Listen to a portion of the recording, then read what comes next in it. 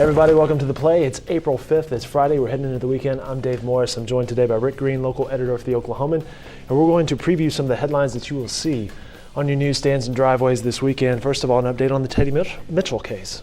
That's right. A co-defendant for Teddy Mitchell, Gary Gibb, 69, of Reno, Nevada, has entered into an agreement with the government to forfeit $500,000 in an illegal gambling case. Of course, Teddy Mitchell is accused of illegal gambling as well.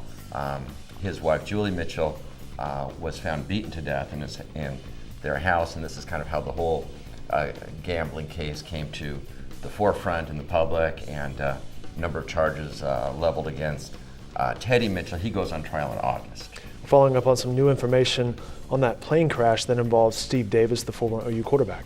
That's right. A preliminary report came out today from the National Transportation Safety Board about that crash, indicating the pilot had radioed to the tower. He was losing hydraulics in his airplane. He was having trouble. It's quite a dramatic kind of exchange between the pilot and the tower.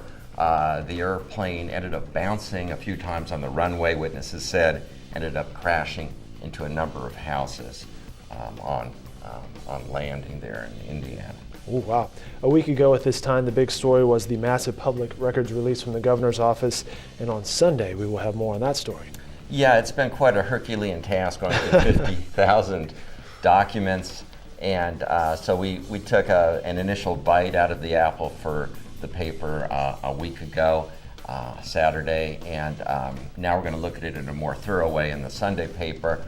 We're going to do kind of a narrative on how some of the decision-making process was achieved.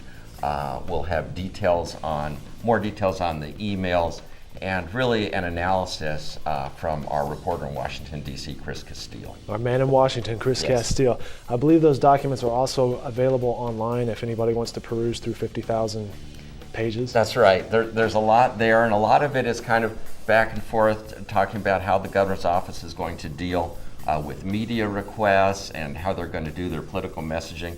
Not as much as you might think about the actual policy decisions involved with Obamacare. Just some conversation, huh? Rick Green, thanks so much for your time today. We appreciate it. Of course, those stories can be found this weekend in the Oklahoman.